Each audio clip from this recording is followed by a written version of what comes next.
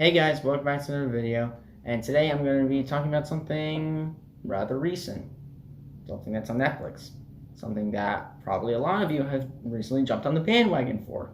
That's right, I'm going to talk about Avatar: The Last Airbender, and also The Legend of Korra, which is a spin-off series, and I'm going to be talking about why people like Avatar more than Korra.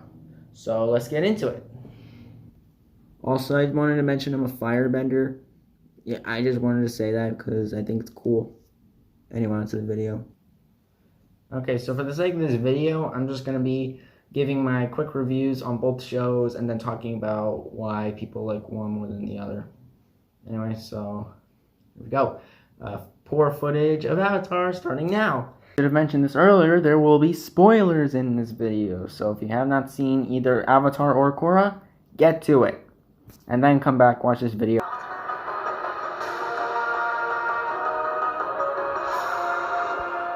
Long ago, the four nations lived together in harmony: earth, air, fire, and water.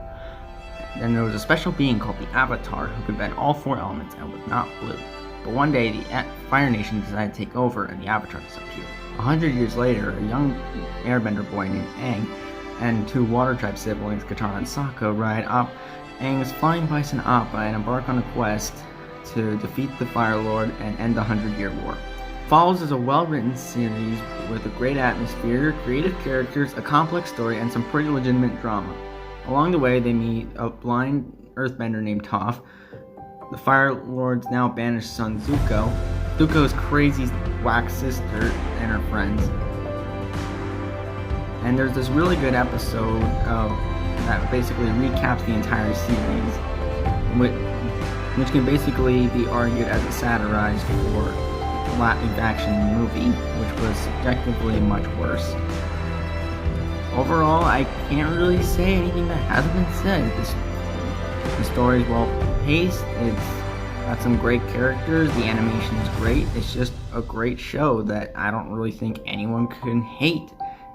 It's just a spectacle, and it's kind of the definition of perfect.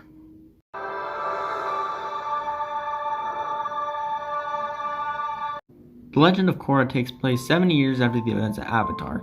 Now we follow a new Avatar, a Water Tribe girl named Korra, as she goes to Republic City to learn airbend from Aang's son Tenzin. While she's in the city, she meets two Puyo benders named Mako and Bolin, and a rich inventor named Asami, and a lot of other characters. Some of the bad guys want to take bending away, others just want to have spirits invade the world. Basic stuff. Overall, this is a pretty good show. Sure, it does have its issues, and it does get a bit too drawn out and boring at times, but I really do enjoy it for what it is. This takes place around the 1920s, and 1920s era, so I'm glad that it does, so it gives it more of an identity and not the same kind of feel Avatar did, like with the ancient stuff. This is pretty good. It's not perfect, but I'm glad it exists. It's just one of those shows that I'm glad exists. Also, I just want to say the voice of that peepee girl hair Yue is also the voice of Asami in Korra, so I guess Nickelodeon saw something. I don't know why I want to say that, I just did. I thought it was fun. Anyway, now to talk about the real topic of today's video, why people seem to like Avatar more than Korra, and for that reason why people say Korra sucks. I think there are mainly two reasons. The second reason may be a bit iffy. I don't know. The second one may not just be a real problem. It's just something I think people have wrong. I don't know. But I think the first main problem is the format of the show. One of the great things about Avatar is that it was a very long expanding show. I mean, arguably it could just have been a whole season and we would all been fine, but it was 3 seasons, all the same adventure, and everyone loves Avatar for that. Korra just mainly follows, every season there's one adventure, and it's that's okay too, but even then, some of it drags on for a little too bit. Plus season 2 is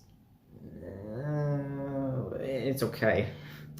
But the villain's plan doesn't make any sense, and a lot of just feels like filler because they have to expand this within 14 episodes. It's not bad, but I'm sure it's one of the reasons why many people don't like it. I don't know. And I think one of the other problems is that Korra kind of does what many other shows nowadays do. Avatar really is its own thing. Korra kind of just follows the same thing as today's TV, which makes sense because, like,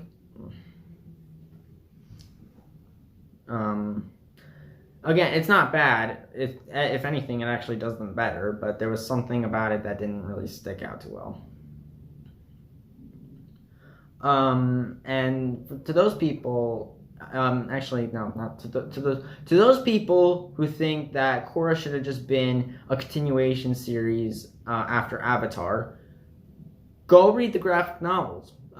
Start off with The Promise, then The Search, then The Rift, then Smoke and Shadow, then North and South, then Imbalance, and then something may come up later. Something comes out that's new, because they are all really good. And if you think Korra sucks because it's just not Avatar, I don't know what to say to you. Go read the graphic novels because they're very good. And they say what happened to Zuko's mom. I think a lot of you want to know what happened to that. What happened with her? What happened? Okay, I'm getting too carried away. Anyway, the second reason many people may not like it, I don't know if this is a real problem. It's just something I think maybe I actually support this problem. It's actually, I think, one of the main things that stands out about this show. I think it's either gay or bisexual relationship between Korra and Asami. Now, to the writers of the show, I say good job, because that's actually I think that's one of the bigger things I think this show could have explored, like, in general, like, but I think Nickelodeon didn't really want too much LGBTQ in the show, which I'm kind of against. Networks not doing that. Like, a lot of the demographic of the show was like teens. Like, I think it's a 14 and over. I don't know, maybe 13. Like, kids that aren't like 7 or 8. Like, this is like meant for older kids. Like, and yeah, I don't like, I'm saying this over and over again. I don't know if this is a real issue, but I think it might be, because it doesn't like expand over like the entire series. And again, that's just because Nickelodeon doesn't want that in their kids programs. But to those people who want more into that insight of like other characters' sexuality, go read the graphic novel. There's only 2, but they are really good. Turf Wars and Ruins of an Empire. They're both really good. Yeah, and Disney actually like has been doing putting LGBTQ characters in their shows, and I think Korra is actually one of those few shows that makes their main character LGBTQ. I don't know. I think it's one of the first. I don't know. Correct me if I'm wrong. This is not a good review, but I'm just saying it because I wanted to make this video and I needed to get another video out. Anyway, but that's just my opinion.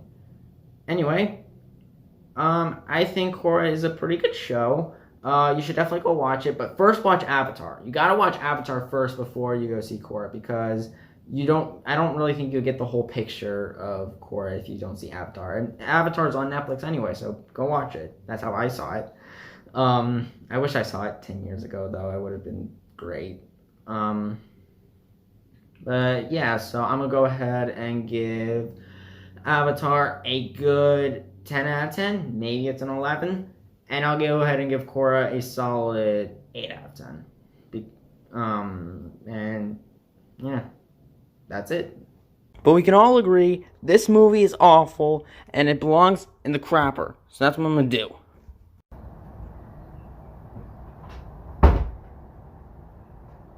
Wait, I've been holding this in for 10 years.